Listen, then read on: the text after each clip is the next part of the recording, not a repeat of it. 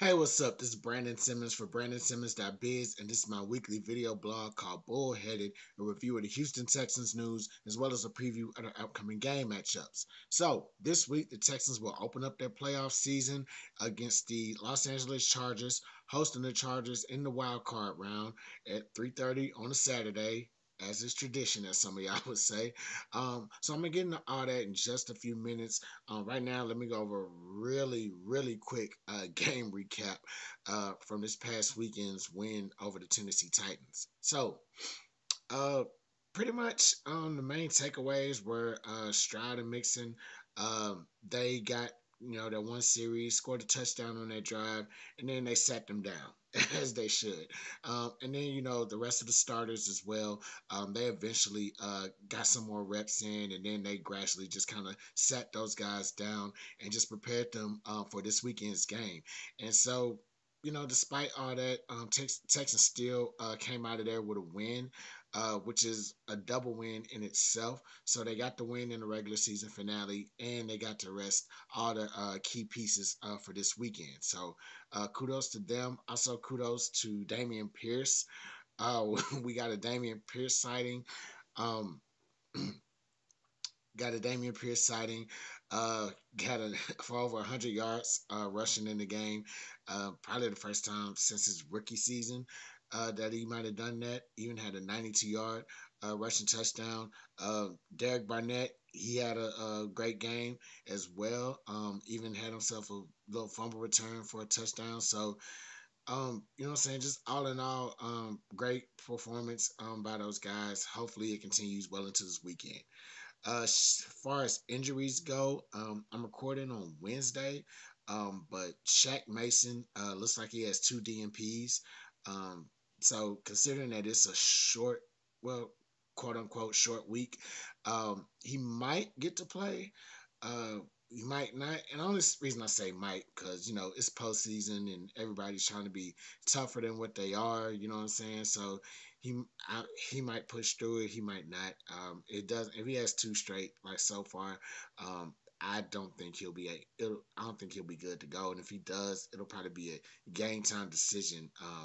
At the very least, or most of however to go. So, but yeah, so that's pretty much all the injuries for right now. So with that being said, time to really just get into this game. So Texans and are hosting the Chargers, and it's going to be they drew a tougher opponent than what everybody was kind of anticipating. So tell of the tape goes like this. I mean, the Texans they put together a really solid team in the offseason last year. Things didn't really work out as far as like all the injuries and things like that. So, Texans have kind of had to fight through those injuries, and then they had to fight through the issues with the O line and all the other stuff. And so now, despite all those, obstacles that they had, they still managed to squeak out a pretty good season, a pretty good year, got another division championship. And, I felt like it was a year full of bumps that, I'm saying, the Texans really learned from and just kind of, took it with a grain of salt or, took it on the chin or whatever. So that's how I feel that this team has really came about. As for the Chargers, they're coming off, missing the playoffs last year, but they're also coming in. They also came into the season with a brand new head coach. Um, Jim Harbaugh, making a second stint in the NFL. Previously he was with the San Francisco 49ers, many years ago. Left there, went back to went eventually wound up in the college ranks, coaching Michigan to a title and everything. And, he decided, well, after, this whole little sick, whole little uh sign scandal or whatever, which I got to check out on Netflix. Even I kind of read all the articles about it, but yeah, even though that little tiff happened, I guess he decided he want to come back into the pros and. What I'm saying, just kind of see where his, energy is at with that. So, what I'm saying, he took the Chargers job this past off season, really kind of turned things around for this team. Kind of changed their whole look, their whole identity. They look more like a run team now, but also has some of those. elements of passing. Um, he has a the Chargers. They have a new quote unquote offensive coordinator, Greg Roman. So Greg Roman, he was with Harbaugh actually when Harbaugh was with the 49ers, and he ran that offense. Then he came to the Baltimore Ravens, worked with his brother John. What I'm saying? They kind of helped coach the offense to fit around to fit around Ravens quarterback Lamar Jackson for his early years, and so now he finds himself over here with the Chargers, and no. Justin Herbert is not running anywhere close to Lamar Jackson. He is definitely he the run they have definitely implemented a run game in there featuring J.K. Dobbins mostly, but also they have Gus Edwards. So there's two former Baltimore Ravens running backs that kind of understand the offense that Greg Roman is implementing. So excuse me, them allergies is getting to you, boy. So with that being said, um, they find themselves in the fifth seed, taking us on the fourth seed or whatever. And it looks to be a pretty good matchup on paper. You know what I'm saying? It really looks to be a very thrilling game for both teams. However, um, obviously, this is a Texans platform unofficially, but um, the Texans can, I feel like the Texans really can win this game despite what Rex Ryan says. And so here's some things that I feel the Texans need to do to actually win this game. So number one, they need to take away this rushing attack of the Chargers. And so J.K. Dobbins, he's been the star in this backfield. Um, they got Gus Edwards. I think they got like another rookie or somebody or young player that was, what I'm saying, is kind of coming along or whatever. And he kind of filled in for Dobbins um, when Dobbins was on IR a couple weeks ago. And so we have to take away this rushing attack. Dobbins, he came back with a splash. I think he had like over 100 yards, at least close to it, in his first game back, which was a couple weeks ago. What I'm saying? Then he balled out a little bit against the Raiders. And, despite him missing all that time, he's still 10th in the league. And he still finished the year 10th in the league in yards per game. So, what I'm saying? He's very much a factor for this offense and getting the ball moving down the field. So, it's going to be very, very important to kind of take that away from him, especially if it looks like he's kind of, getting back in his rhythm, kind of heating up. Not just him, but like just kind of shutting down Gus Edwards as well. You know what I'm saying? I anticipate that with Dobbins coming off this injury, they're going to try to go into a 1-2 punching attack. So it's definitely imperative that, the Texans anticipate that. Al Shahir, Tua Toto. You know what I'm saying? Those guys are definitely going to be in the lineup. Hopefully Christian Harris will be there too. I know he kind of had a bumpy start coming back a little bit, I believe, but hopefully he's going to be there this weekend in full form. So, and hopefully, this D line will all, kind of just really come together and just kind of help shut down that running game as well. So definitely number one, take away that Chargers rushing attack. Number two, bring the pass rush. So despite so I mentioned, that with this new offensive coordinator, the Chargers have kind of unlocked a new identity in running the football. You know what I'm saying? With Justin Herbert, under center, that hasn't really necessarily been the case. They've always tried to kind of, use they always kind of relied on his arm a little bit more. And, what I'm saying? They had some decent receivers back there. So, and it's kind of always been embedded in the Chargers to like, kind of throw the ball heavy like for a while now. Before Herbert, it was before Herbert, it was Philip Rivers back there for the longest time, and so it's just kind of carried tradition or whatever. And it didn't hurt that they had Keenan Allen as one of the receivers, and so now things are a little bit different, especially this year. They're just using the running game to they're using the running game to kind of balance things out. And despite them unlocking the running game, Justin Herbert is still ninth in the league in in passing yards. So they're still very much going to the air through the football. And the thing that's going to be enticing to this team is we have two rookies in our secondary. At this time. So we have Caleb Bullock. Who's playing safety. In place of the injured Jalen Petrie. He's in there third round out of USC, and also we have Kamari Lassiter. Um, second round out of Alabama. So, it's two prime rookies. Both of these guys have been doing that thing. They've been amazing this season. Um, I think I think Bullock leads our rookie still in interceptions. So, what I'm saying? Both of those guys have really just been playing some stand up football. You know what I'm saying? Um, Lassiter too. It's easy to focus on those two because they've been like having really great games. They've been kind of on a hot streak as of late. But never forget Derek Stingley. You know what I'm saying? He's also in there as well.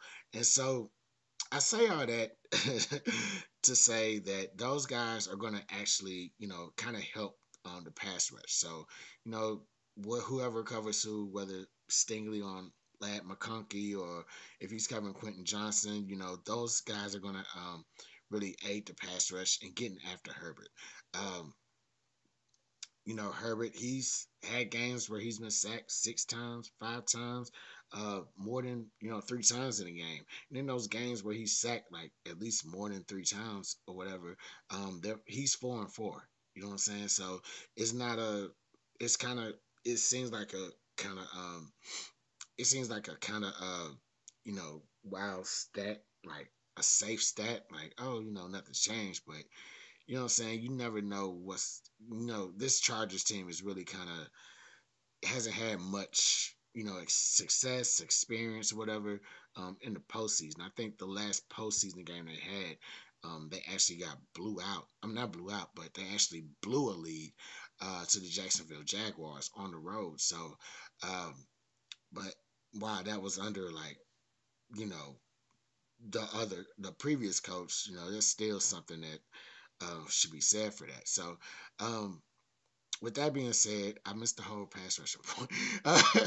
So, with that being said, yeah, the pass rush. It really just has to come down and just really get after Herbert.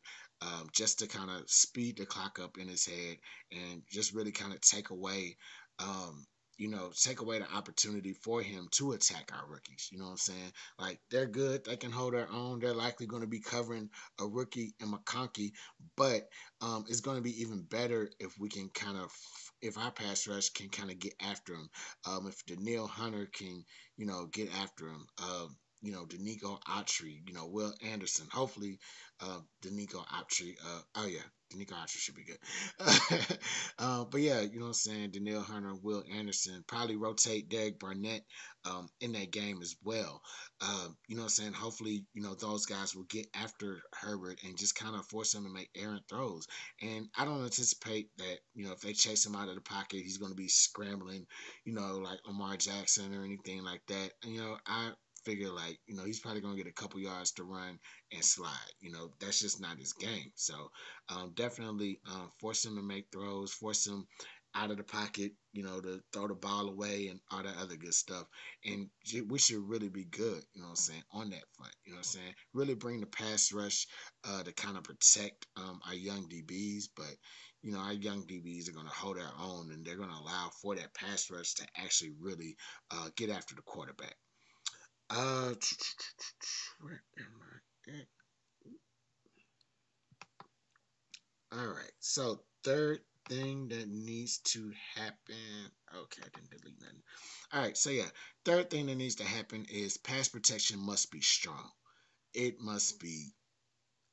Listen, man. I'm pretty sure most of the episodes of my episodes this year, I really talked about the pass protection and how it just needs to be great. You know what I'm saying? And that's gonna be no different. It's probably I probably shouldn't even wrote it down. It's like an obvious when you're going up against a team like the Chargers. They're in the top 10 in sacks. You know what I'm saying? And it's probably helps them that they're that when they have a Nick Bosa and a Khalil Mack, you know what I'm saying, out there on the edge. So these are, these guys are, I mean, look, this team is dangerous, you know what I'm saying, on that front. And, they have a lot of other great aspects about their defense as well. A lot of, couple of good accomplishments defensively that they've done this year. And so, you know what I'm saying, just getting after the quarterback is one of them. You know what I'm saying? Like I said, I think they might be seventh overall in the league in sacks. So they're definitely going to get after the quarterback. And, with our O line, yeah, we've had struggles, but, you know what I'm saying, we've had times that we've won, that we have succeeded. So I think that's going to be really, really, really crucial. I probably should have put this number one, but I didn't want to be too obvious. But this is going to be really crucial.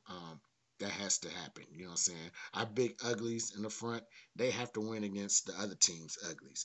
Our not so uglies behind our big uglies, our our quarterbacks, running backs, all our skill players. They're going to definitely have to do their part, as well as getting involved in the game. So with CJ, it's pass protection is not just you know, our linemen, what I'm saying, recognizing blitz and stunts and all that stuff. You know what I'm saying? Pass protection is also, our quarterback getting rid of the ball in a timely manner. You know what I'm saying? Just having some pocket awareness. So even if he's, kind of scrambling out of the pocket to get away from pressure, he has to kind of realize, when pressure is coming and when he needs to get rid of the ball and like either to an open receiver to check down flat or whatever, or just kind of throw it away. You know what I'm saying?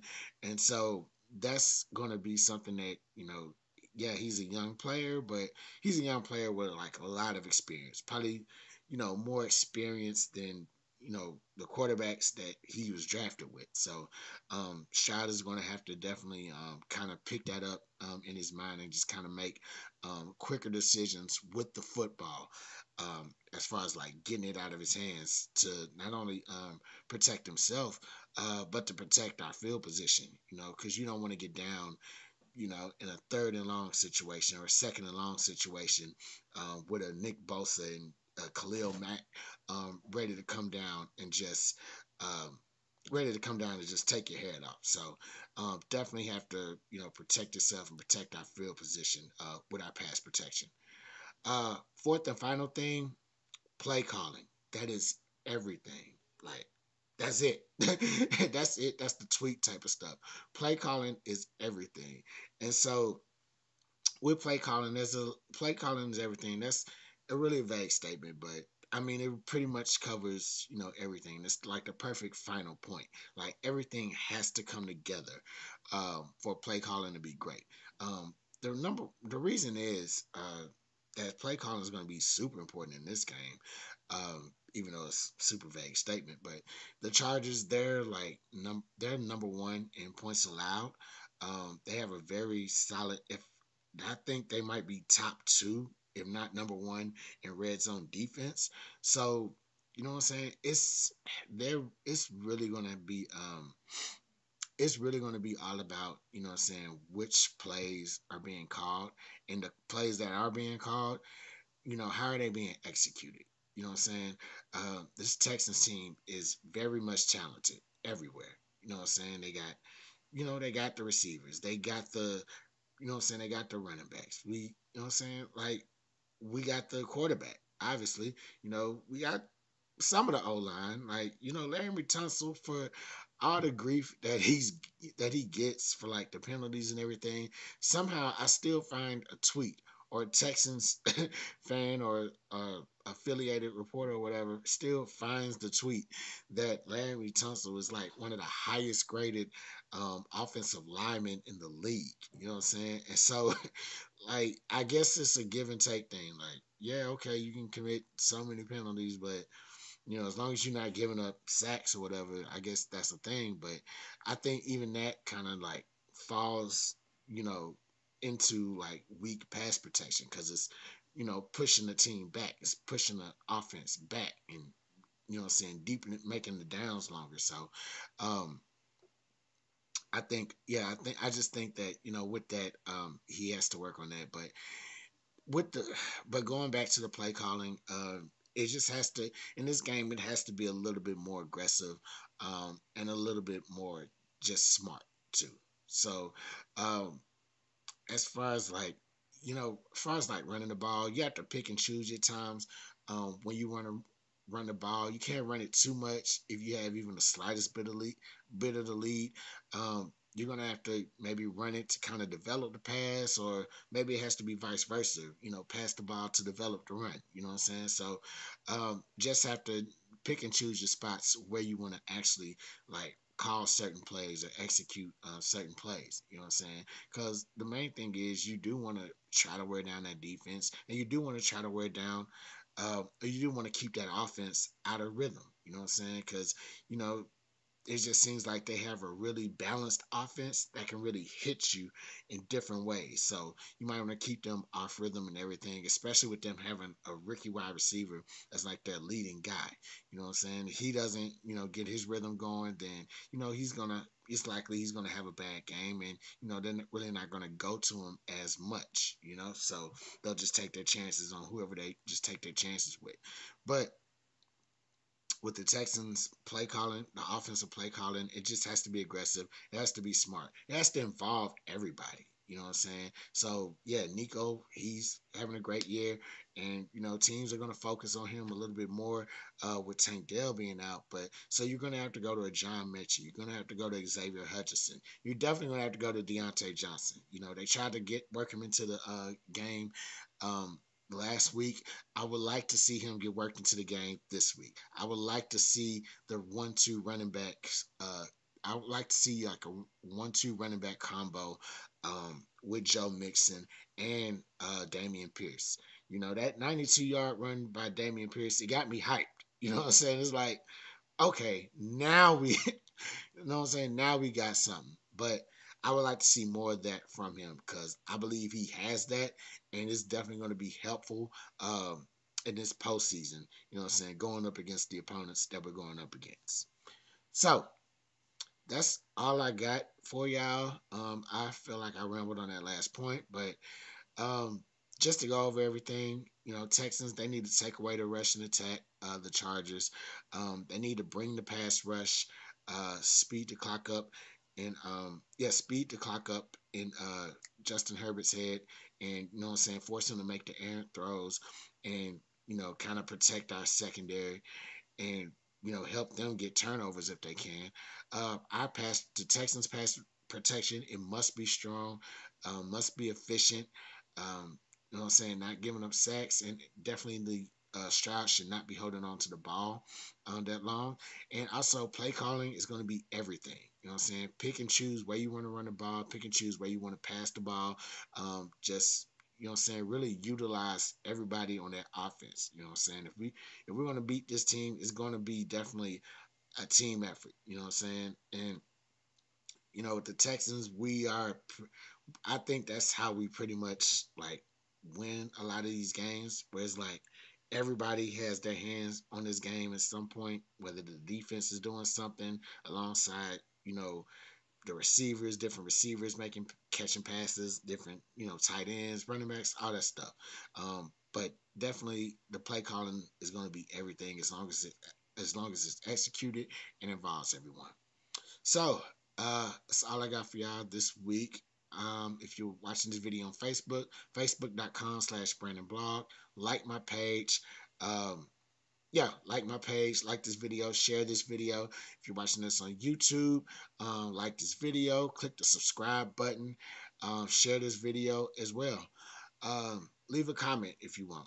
Who do you think is gonna win this game? You know what I'm saying? So yeah, once again, that's all I got for y'all this week. I'm Brandon Simmons for BrandonSimmons.biz. I'll look back.